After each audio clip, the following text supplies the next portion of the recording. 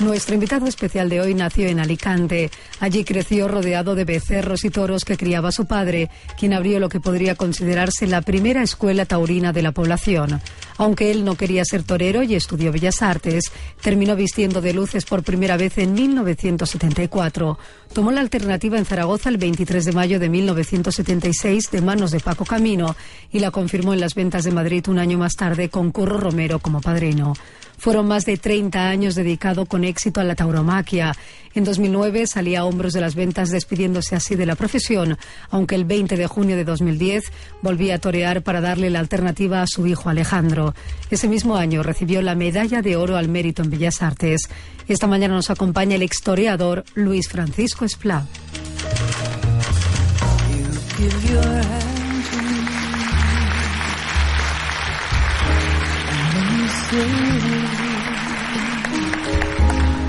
Luis Francisco Esplá, yo no sé si se puede ser extoreador. Buenos días.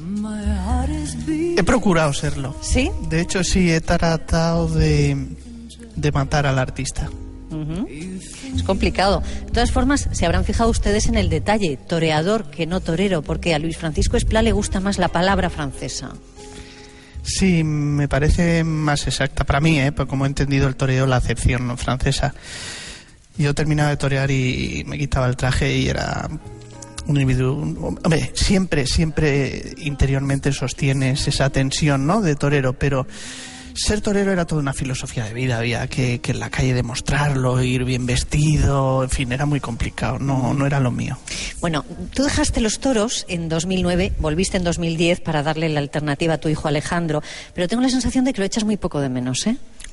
Nada, tenía afortunadamente todo un mundo aplazado, un montón de proyectos ahí en el trastero, y cuando me he metido en ese trastero, para nada, cuando me dicen, ¿y no añoras? En absoluto, no tengo tiempo, paso semanas sin acordarme que he sido torero.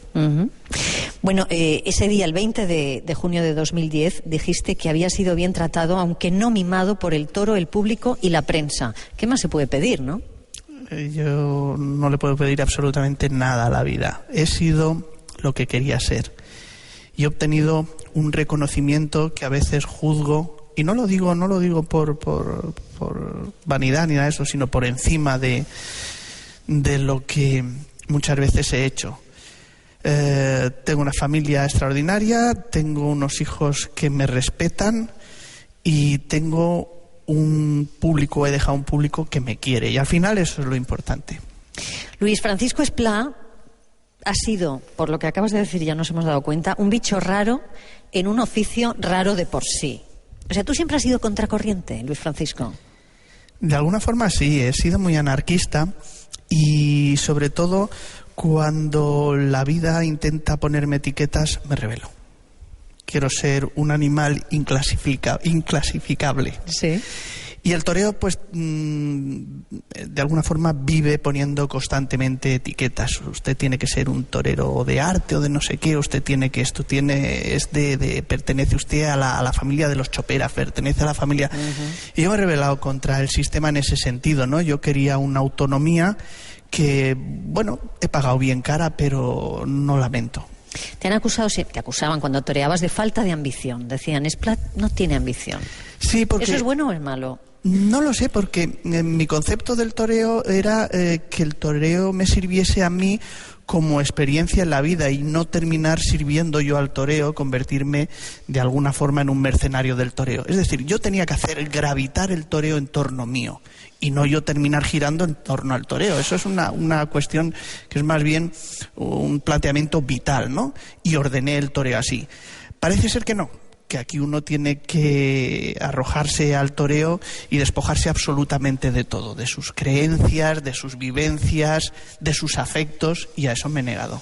Oye, por cierto, ¿cómo le va a tu hijo Alejandro, en este negocio que, como dices, es un destrozacriaturas, ¿no? Es un negocio destrozacriaturas. Sí, rompe. Lo rompe además porque los coge en una edad pues en la que están fraguando su personalidad, la que el proyecto de ser torero es casi un milagro. No es casi, es un milagro. Y yo todo eso se lo he advertido a mi hijo, y lo último que hubiese deseado es que hubiese iniciado esta historia. Pero bueno, con 20 y tantos años viene a Estados Unidos, decide, yo no le puedo prohibir. Y ahí está peleando, buscando además un año malo, porque todos estos toreros estos años lo van a tener muy difícil. Los carteles están fraguando con 6 o 7 toreros, que son las figuras, es decir, se ha reducido mucho el número de festejos y lo va a pasar muy mal. Oye, ¿y el apellido Esplá no ayuda? El apellido Esplá es una celada. De momento te abre las puertas, pero esas puertas que se han abierto se convierten en trampas, en tu propia trampa, ¿no? Porque al final lo que quieren ver es una reedición de Esplá corregida y aumentada. No. Y para empezar, mi hijo no se parece en nada. El concepto que tiene el toreo es totalmente... Vamos, es que no tenemos nada en común. Él es de Belmonte y yo soy de José. Claro. Oye, has dicho, nunca quise que mi hijo fuera torero. O sea, algo habrás hecho mal, porque sí, eso, te han fallado las previsiones. Le estoy dando vueltas, y además siempre decía que al matador que le salía un hijo de torero es porque había hecho algo malo en la vida, ¿no? Yo le estoy dando vueltas a ver dónde está el pecado. Bueno, curiosamente, a pesar de que el padre de Luis Francisco Esplá era novillero, Paquito Esplá, tú no querías ser torero, estudiaste Bellas Artes, como decía antes Maricruz, y no te gustaba nada que en la finca de tu padre se mataran novillos. Los novillos que se habían criado allí. O sea, sí, hay una temporada en que yo para empezar, me crió en un ambiente totalmente insano, en el buen sentido de la palabra, no se respira más que taurinismo. Yo tengo un cine de verano, por las noches lo es, y por el día se convierte en escuela taurina. Y ahí me crió yo. No tenía más juguete que los toros, y por las noches pues el cine era lo que venía a darme alivio o a subsanar todos los problemas del día con el toro, ¿no? Y me gustaba aquello y me lo pasaba muy bien, y convierto, pues sin darme cuenta, en una especie de juguete toda mi relación con el toro. Pero hay un momento en que mi padre, también teniendo ganadería, yo me voy mucho ahí porque lo que me gusta es la relación con el animal, y no me empieza a molar nada esto de que los animales que yo crío, que además no eran anónimos, desde que la vaca tiene ya tras de sí una genealogía y tiene toda una carta donde explica cómo ha sido, por qué ha sido seleccionada el becerro que nace, tiene un nombre, tiene un número, y además tiene una personalidad en el campo. Si tú convives con él, ya deja de ser un animal para ser parte de tu esto afectivo. Claro, es que me han dicho que jugabas al fútbol con las vaquillas, ¿eso es cierto? Sí, no jugaba yo, jugábamos todos. Era la vaquilla, el toro, allí en la plaza de mi padre era una omnipresencia. Todo se hacía absolutamente delante del toro. Los partidos de fútbol, todos los juegos transcurrían con la presencia de la vaca. Bueno, y tenía, esto ya es el colmo, pero Luis Francisco Esplá tenía un toro adiestrado. O sea, uno puede tener un perro, un hámster, no sé, pero tú tenías un toro adiestrado, y además tenía nombre. Gento. Bueno, se nota por dónde iban sus aficiones futbolísticas también, ¿no? Se llamaba Gente porque cuando era un becerro, pues era con el que jugábamos los partidos de fútbol, y era el que más leña daba. Entonces, cuando queríamos, venía algún listo ahí a casa, tal, venga, vamos a jugar al fútbol, pero sacarle a Gento que lo va a espabilar a este. Y no sé por qué vino él a mí, porque fue una historia bonita, ¿no? Yo en los corrales veía que salía de allí, del conjunto del rebaño, salía allí uno y se venía siempre a buscarme, y un día dije, bueno, pues que me coja, ¿qué más da? Me quedé quieto ahí, y a partir de ahí entablamos una historia que terminó mal. ¿Qué pasó con Gento? Pues que ha sido grande, era un toro ya, mi padre tenía miedo, yo pasaba muchas horas ahí en los corrales con Gento, solo, y temía pues que un día me encontrasen ahí destrozado por el toro. Y ahí acaba mal la historia, lo mataron. Y para ti debió de ser terrible. Sí, estuve mucho tiempo sin hablarme con mi padre. Pero ahora yo me pongo en la situación de mi padre, y hubiese hecho con todo el dolor de mi corazón lo mismo. Bueno, y cuando uno oye estas cosas, no entiende demasiado bien cuándo se produjo ese cambio tan radical en ti que te hiciste matador de toros. O sea, ¿cuándo se produce el cambio de chip? Sí, yo había percibido al toro con todo lo que yo había aprendido allí. Ya digo que todo esto ocurre pues jugando, sin ponerle interés, pero te das cuenta que al final eres poseedor de una ciencia que a otros no les entra en la cabeza, que es la de los terrenos del toro, la de las querencias. Todo eso lo aprendí yo jugando ahí en la plaza de mi padre al fútbol y toqueteando todas las vacas, ¿no? Entonces empiezo a percibir al toro como material, ¿no? Digo, jolines, yo es que esto tendría que, si lo entiendo, si sé cómo es, la necesidad de crear con ese material. Y es a partir de ahí, a partir de esa reflexión, donde vuelvo al esto y además lo descubro como material y veo que realmente el toro, a pesar de que sufre la lid y todo esto, está concebido para, a diferencia del resto de los animales, para realizar este esfuerzo. ¿Por qué crees que está concebido para eso? Pues lo mismo que el corredor de fondo. Si a nosotros nos pusiesen a correr, a cualquiera de nosotros nos pidiesen ahora mismo correr durante 2 horas, pues seguramente nos causaría hasta la muerte, ¿no? Además con unos dolores atroces y sumidos en un estado agónico que sería insoportable. Pero si nosotros entrenamos durante meses, o enseñamos al organismo a consumir el oxígeno, hacer una buena metabolización de las grasas, del oxígeno, lo enseñamos a que el lactato no nos inunde, que el lactato es lo que nos crea la sensación de agónica en el deporte. Y es decir, todo eso lo reconducimos y nos enseñamos al organismo a correr. ¿Qué quiere decir esto? Que seguiremos padeciendo en la maratón, pero evidentemente ese estado agónico será tolerable porque nos hemos entrenado para ello. Pues el toro genéticamente se ha entrenado para esto y, a diferencia del resto de los animales que se defienden, el toro ofende. Y me dirán algunos, claro, en una plaza de toros no tiene más remedio que dar la cara. Incluso ahí la mayoría de los animales demostrarían su actitud defensiva. Pero es que en el campo mantiene la misma coherencia. En el campo se acosa en el campo, se le pone un caballo de picar, va, se saca, vuelve a ir a 30 metros donde sabe que lo cana. Y además muere en actitud de arrogancia. En ningún momento a mí, y es el único animal con el que me ha ocurrido esto, me ha conmovido porque no suscita... ¿Nunca has sentido compasión por un toro en una plaza? Jamás. Es que no suscita esa compasión el toro.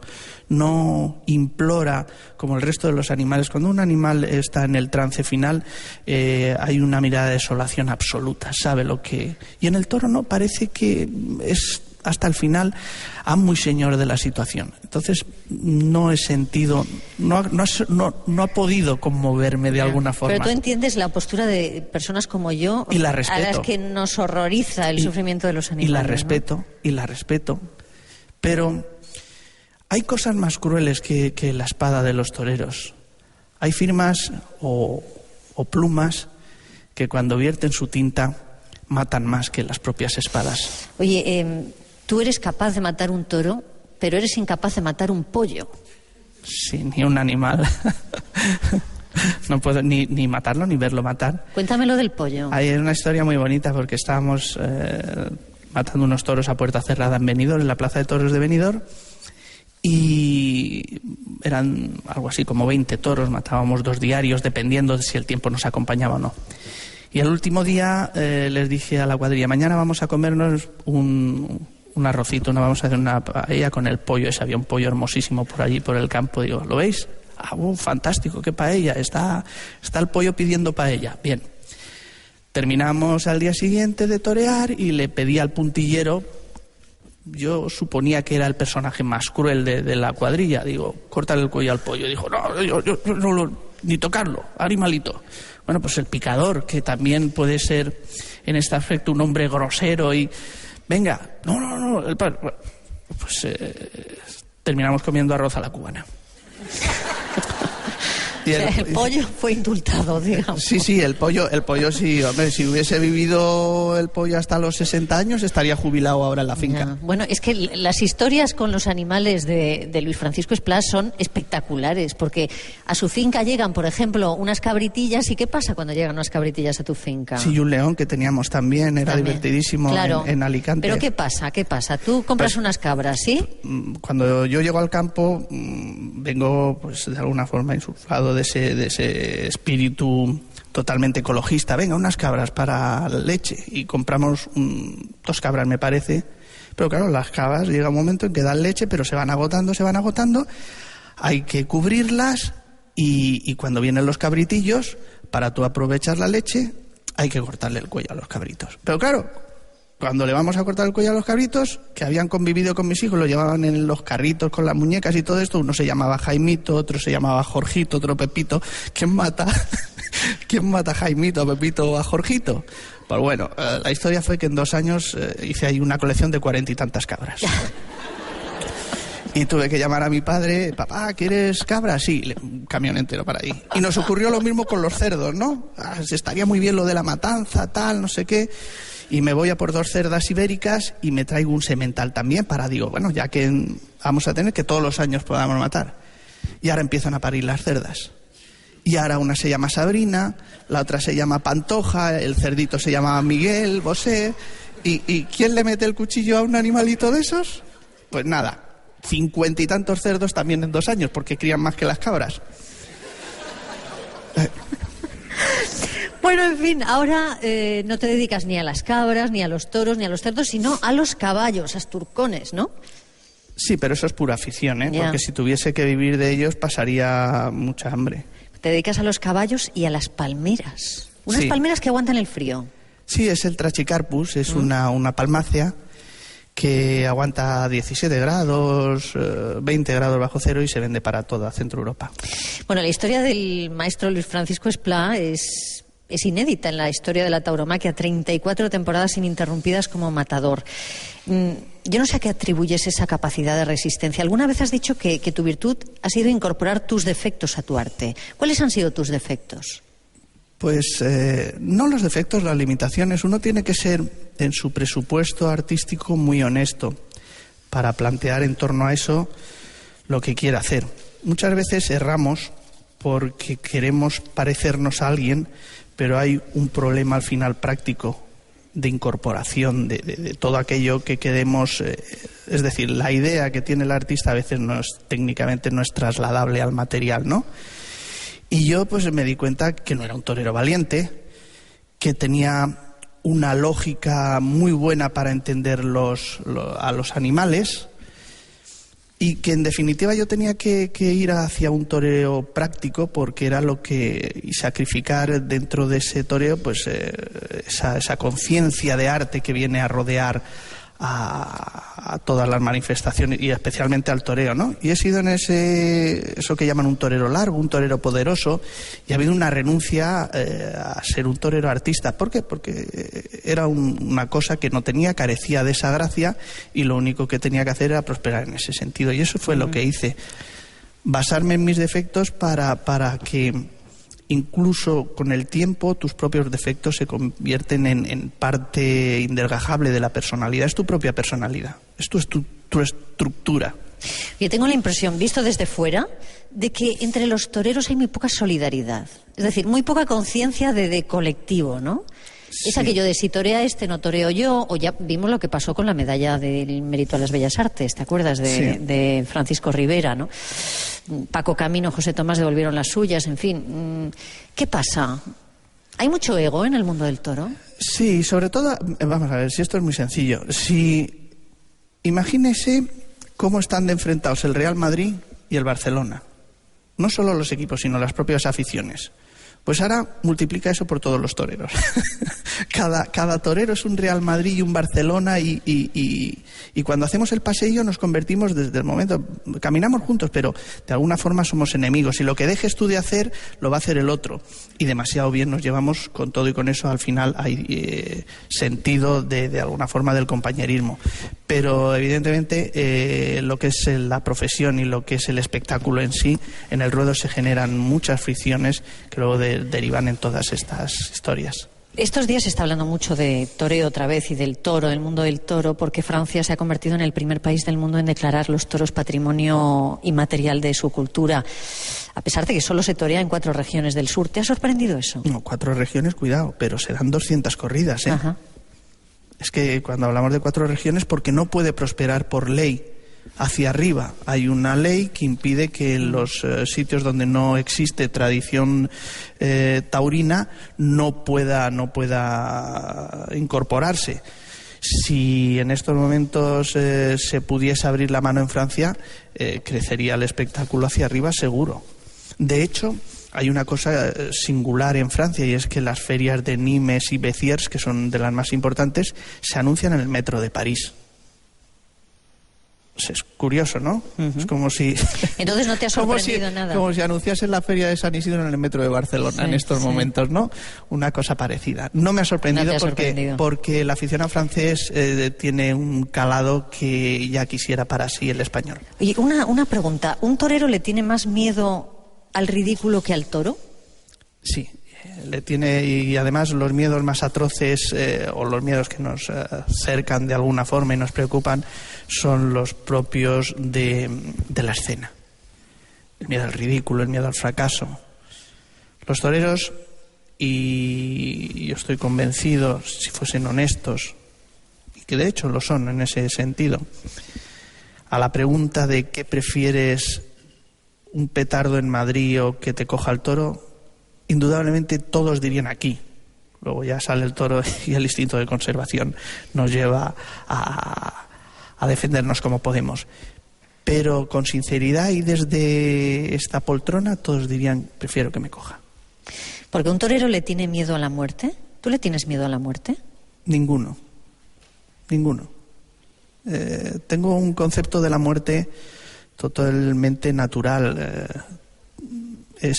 Soy agnóstico, y lejos de inquietarme me serena muchísimo saber que no soy parte de una eternidad, que soy parte de un ciclo, que soy un corpúsculo, la 100.000.000ésima, menos de la 100.000.000ésima parte del universo, es decir, no soy nada. Contemplado desde mi perspectiva, contemplado desde el yo, pues soy el centro del universo. Pero si soy capaz de elevarme sobre esa percepción, no somos nada.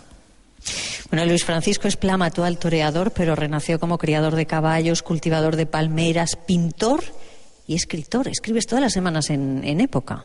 Sí. Un artículo. Los flagelo todas las semanas. Esta semana hablabas de los gusanos de seda.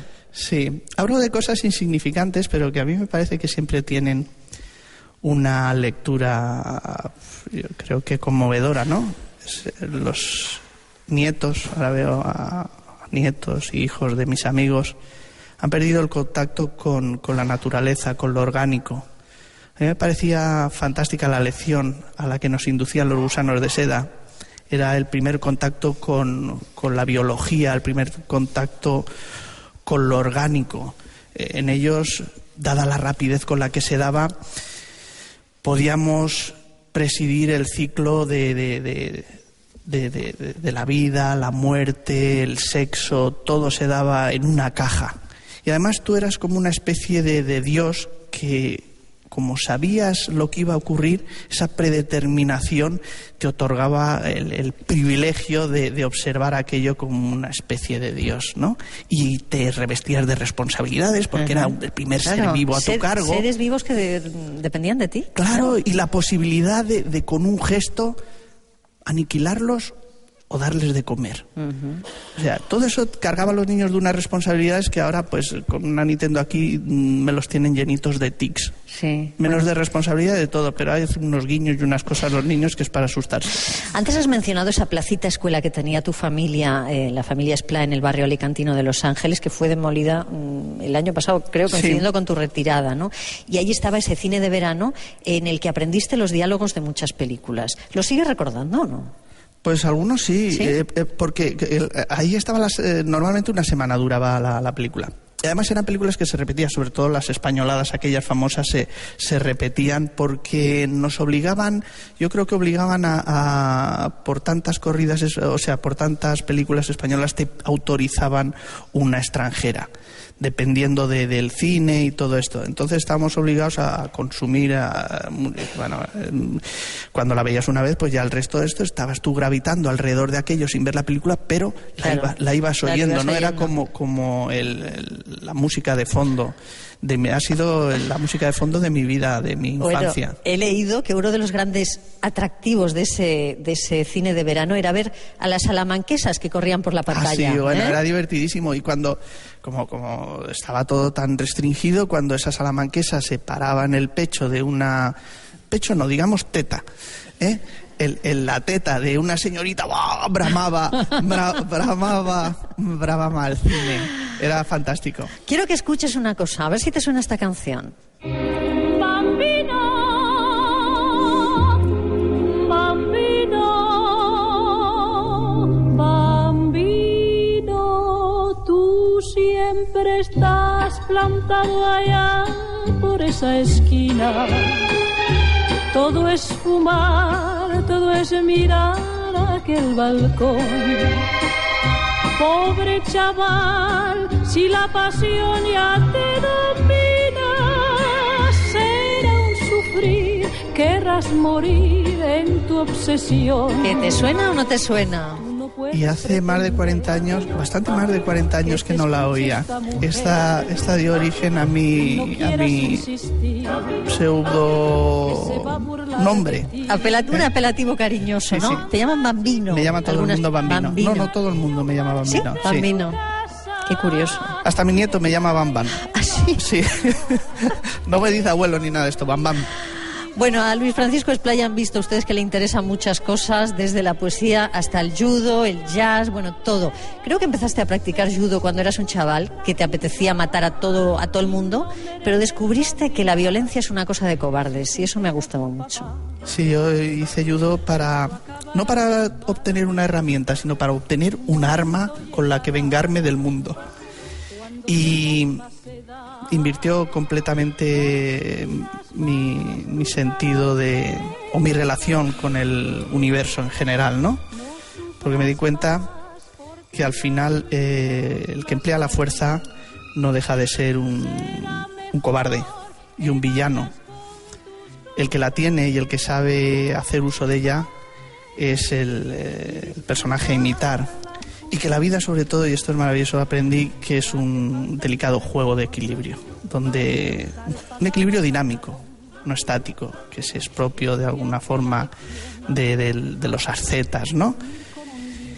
Y que vivir, si tú quieres ir a algún sitio, lo inicias siempre con un desequilibrio. Andar es una sucesión de desequilibrios. Y a partir de ahí, pues he vivido obsesionado por el equilibrio. Bueno, y al final la fuerza la encontraste en los libros, en la biblioteca de tu tía, ¿no? Luis Francisco Esplá es el único diestro que ha dictado una conferencia en el Museo del Prado, ha dado conferencias en la Sorbona hablando de la ética de la tauromaquia y, como ven, da gusto conversar con él. Yo le agradezco infinitamente que hoy se haya acercado a Teulada Moraira para estar con nosotros. Luis Francisco Esplá, muchísimas gracias. A vosotros.